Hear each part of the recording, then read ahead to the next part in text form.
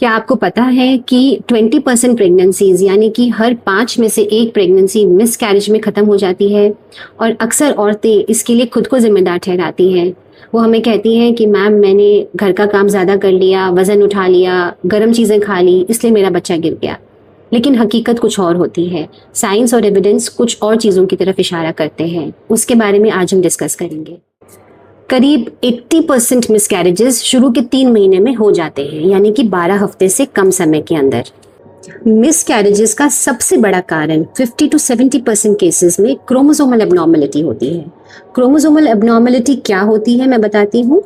जब एक एग को एक स्पर्म फर्टिलाइज कर रहा होता है तो उनके क्रोमोसोम्स मिक्स हो रहे होते हैं। उस समय अगर कोई क्रोमोसोमल एबनॉर्मलिटी भ्रूण में आ जाती है तो फिर वो भ्रूण जो है वो अच्छे से ग्रो नहीं कर पाता, नेचर उसको रिजेक्ट कर देती है और वो मिसकैरेज में कन्वर्ट हो जाता है। अलग अलग तरह के क्रोमोसोमल एबनॉर्मलिटी होती हैं, मोनोसोमी, ट्राइसोमी, प्लॉइडी, ट्रांसलोकेशंस। दूसरे नंबर पे आती है हार्मोनल या एंडोक्राइनल प्रॉब्लम, जैसे कि अगर गर्भवती महिला को थायराइड प्रॉब्लम्स हैं या फिर उसको शुगर या हाई ब्लड प्रेशर की प्रॉब्लम्स हैं, पीसीओएस है, ल्यूटिल फेज डिफेक्ट है, ऐसे कोई हार्मोनल प्रॉब्लम है तो भी अक्सर हमने मिसकैरेजेस के चांसेस ज़्यादा देखे हैं। कुछ केसेस में अगर बच्चेदानी कमज़ोर है, उसके अंदर कोई झिल्ली है जिसे हम सेप्टम कहते हैं, या बहुत सारे फाइब्रॉइड्स या पॉलिप्स हैं, तो उसकी वजह से भी मिसकैरेज हो सकते हैं। कुछ केसेस में इन्फेक्शंस होते हैं जिनकी वजह से मिसकैरेज होते हैं। कभी कभी कोई इम्यूनोलॉजिकल कॉज होता है जिसे हम ऑटो इम्यून डिसऑर्डर कहते हैं, जैसे कि SLE।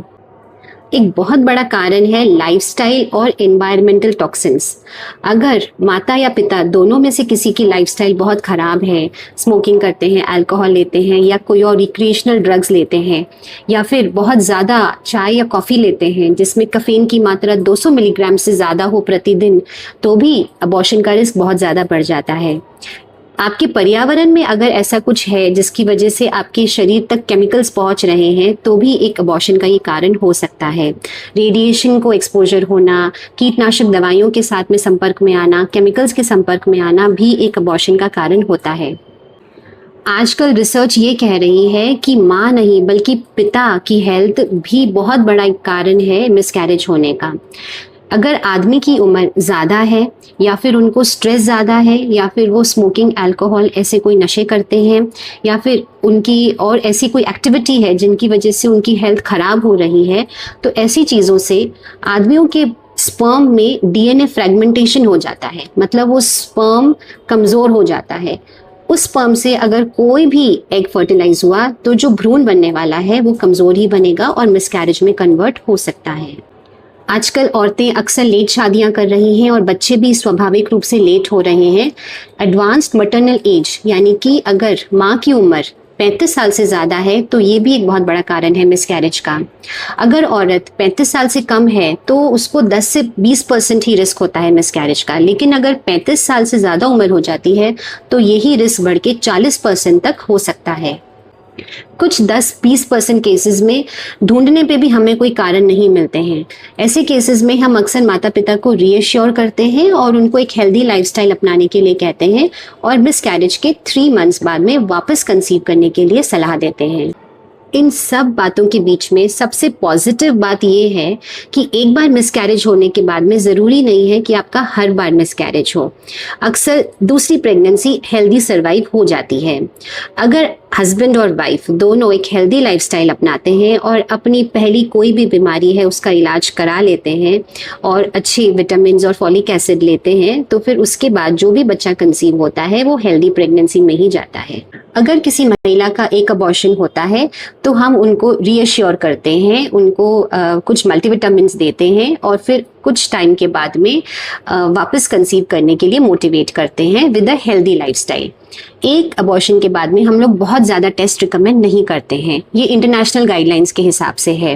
अगर किसी औरत के 2 या 2 से ज़्यादा अबॉर्शन हो चुके हैं तो फिर हम कुछ टेस्ट करते हैं जिसमें दोनों हस्बैंड वाइफ का क्रोमोसोमल एनालिसिस, उनका दोनों का hormonal evaluation, infections rule out करना, कोई immunological cause, auto immune cause तो नहीं है वो रूल आउट करना, बच्चेदानी की कोई प्रॉब्लम तो नहीं है उसको 3D सोनोग्राफी या फिर हिस्ट्रोस्कोपी से रूल आउट करना, ये सारे काम किए जाते हैं।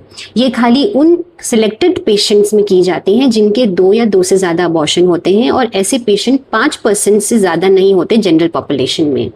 प्रेगनेंसी कंसीव होने के बाद आप अपना कितना ध्यान रख रही हैं, उससे ज़्यादा ये ज़रूरी है कि प्रेगनेंसी कंसीव करने से पहले आप और आपके हस्बैंड का लाइफस्टाइल क्या है, उस समय आप दोनों कैसे अपना बॉडी का ध्यान रख रहे हैं, वो ज़्यादा ज़रूरी है इसके मुकाबले कि प्रेग्नेंट होने के बाद आप कितनी दवाइयाँ खा रहे हैं और कितना रेस्ट कर रहे हैं। इस चीज़ को इस तरह समझते हैं कि जो भी भ्रूण या बच्चा आपका बनने वाला है वो एक स्वस्थ अंडे और स्वस्थ स्पर्म से बनेगा तो ही हेल्दी रहेगा।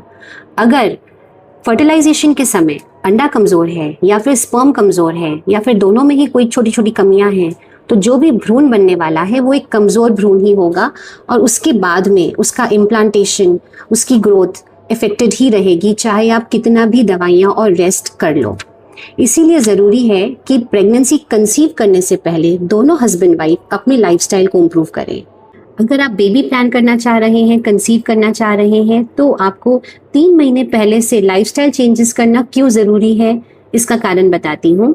ये इसलिए ज़रूरी है क्योंकि स्पर्म जब डेवलप होता है और मैच्योर होता है तो उसको 70 से 90 दिन लगते हैं। सेम चीज़ एग्स फॉलिकल्स अंडों के लिए भी होती है, उनको भी 120 दिन लग जाते हैं फुल्ली डेवलप होने में।